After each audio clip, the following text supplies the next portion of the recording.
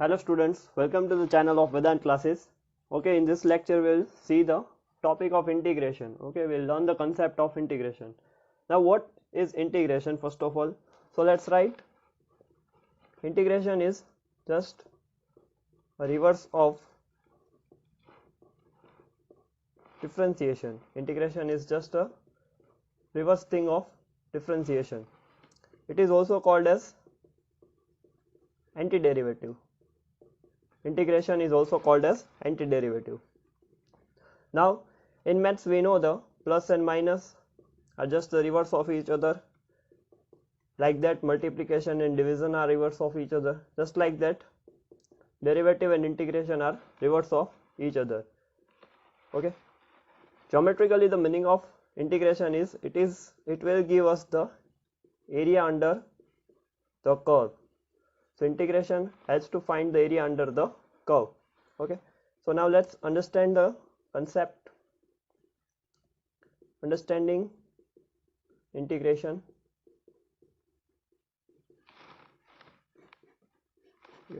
So now first of all let's see what is area. What does the meaning of area? It is the two-dimensional surface covered by a figure. Any figure, the two-dimensional region that we are finding is called a area. For an example, for square we are having the formula, that is L square. For rectangle we are having length into breadth. Just like that, for triangle we are having half base into height. Okay, now let's consider the area like this. Now let's consider any surface like this, and we need to find the area of this surface. Okay, so how we can calculate the area? Okay, now see here there is a curve surfaces. So whenever we are having the, you can say a straight edges, just like that we are having here. Whenever we are having the straight edges, we can easily calculate the area using formula. But when we are having the curve like this in any surface, then it's difficult to calculate the area. Okay, now let's consider a graph. Let's consider a graph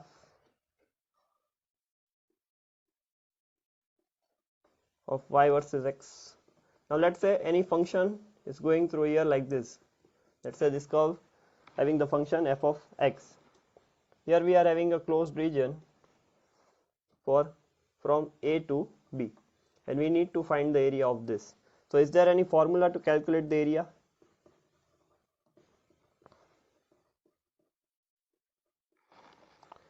Can you guess any formula?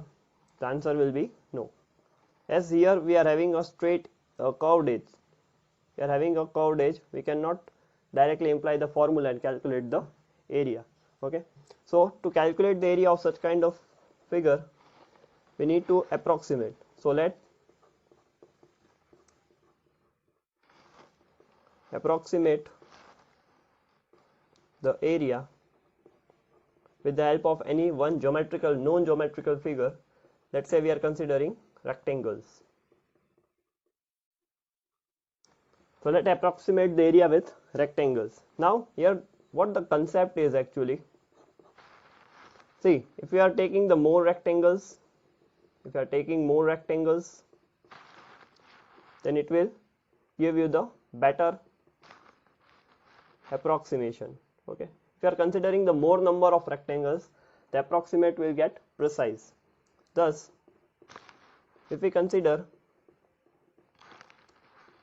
infinitely many rectangles, then it will help us to find the precise area. So we need to consider the infinitely many small rectangles of width very small, that consider a dx, then it will help us to find the precise area. Okay, so now let's consider one example.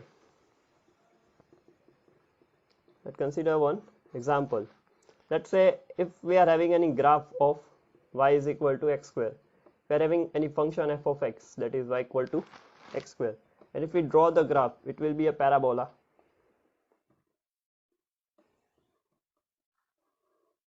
it will be a parabola opening upwards. It will be like this. Okay, now consider a point over here. This is for y is equal to x square. Okay, now just taking a projection for x equal to 1, here it will be a 0. So for x equal to 1, this point will be 1 comma 1. Now see, if we want to find the area of this region, taking the projection, we are getting a complete geometry as a square. So it is obvious that area of this region will be, now say the area of square will be 1 into 1. So the area of this region will be lesser than 1. So we are sure about this thing, that area for this geometry will be belongs to 0 to 1. Okay, now let's consider the rectangles and find the area. Okay, so let's consider the number of rectangles and the corresponding area that we'll get using the rectangles. Now say if we are considering the 4 rectangles, the area that we're gonna get is 0.46875. It is not a correct answer, just because you can see in the figure that area of rectangle is extending out of the curve. Okay, now let's consider 10 rectangles, so it will give us a more precise value. Okay, so it will be 385. Now likewise, if you will consider it 100, you will get more closer to the correct one. If you are considering the 1000 number of rectangles, then it will be 0.33383. And if you are considering the infinite number of rectangles, so it will be like this 3333.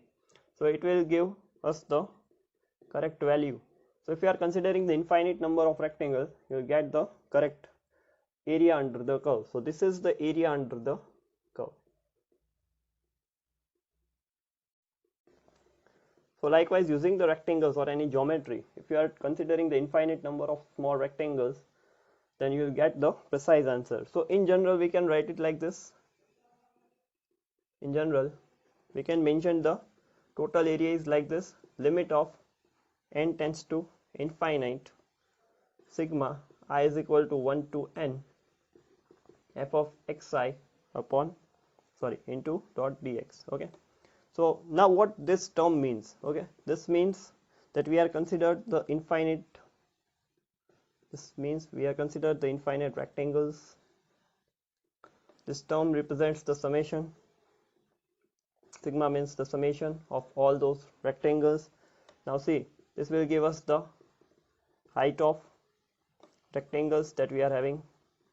It will give us the height of rectangles, and this will give us the base of each rectangle. Okay, now see, for an example, if we are having, now see, we had the graph like this. Okay, and if you are considered a rectangle like this, okay, so this point is moving out of the rectangle. Okay, so this height will be f of x, and this width, this base will be delta x. So likewise, for all the corresponding rectangles that we are having, okay, this will be delta x, and this height will be f of x. So just like this, if you add all the areas of the small rectangles, we can get the actual area. Okay, so new way to represent this term. So new way to represent the above equation is like this. New way to represent the above equation is like this. This is f of x, this is dx, and we can also add from a to b. Let's say for an graph that we had initially like this, this is f of x, and we consider it like this. So to find out the area of this term for x equal to a to x equal to b, you can add from a to b. Now what is a to b? What is a to b? It is called the limit of integration a to b is the limit of integration, where a is lower limit, b is upper limit. Okay, f of x is a function that we need to find the area under the curve. Dx is called the infinitesimal, that is called, here it is actually the delta x. Okay, so for small value we consider it as a dx, so it is actually the base of strip that you are considering of the any rectangle. Here it is like this, it is called dx. Okay, the base of tiny rectangle, infinitely small rectangle. So now let's see the type of integration. Okay, now see here, this symbol, this is the symbol of integration. So for infinite values, okay, for the infinitely small rectangles, integration has to cover the sigma. The integration sigma has to cover the sigma, the value of sigma. Okay, so types of integrations that we are having. The first is definite integration. Now in definite integration, the limit of integration is given. Limit of integration is given. The limit of integration means a to b is given. From where to where you need to integrate, it is given. And another type is indefinite integration. Other type is indefinite integration, in which the limit of integration is not given. Okay, so in indefinite integration, the limit of integration is not given. So in short, we came to a conclusion that f of x, let's say any function we are having f of x, and if we integrate, then we'll get a new function, let's say f of f. Now if we differentiate this function, okay, then we'll get a small f of x again. Okay, so simply it means that f of x is antiderivative of small f of x, and small f of x is derivative of capital F of x. Okay, so this is the rule. It is just like plus minus, multiplication and division. So mathematically, how we can represent it? So mathematically, integration of small f of x dx will give us the value of capital F of x, and derivative of capital F of x will give us the value of small f of x. Okay, so from this we can get the formula. Okay, so for the definite integral,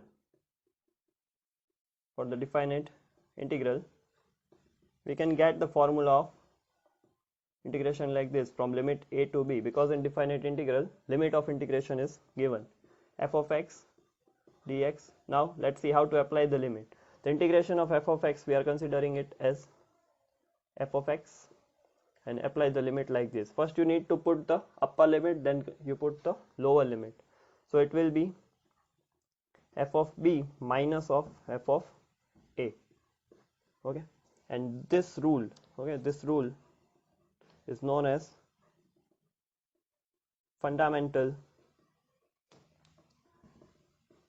theorem of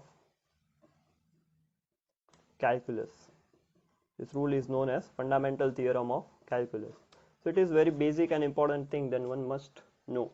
Okay, now let's see the formula for the indefinite integral. When indefinite integral is given, then how we can evaluate it. Okay, so for the indefinite integral, integration of f of x dx is equal to, you just need to write f of x plus c, where this c is known as constant of integration. This c is known as constant of integration. Okay, So this is all about the integration. Now in the next lecture we'll see the formulas for the integration, and we'll solve a few questions to clear all the formulas. So if you are having any doubts, then mention of your doubts in the comment section. So if you are really finding it helpful, share it with your friends.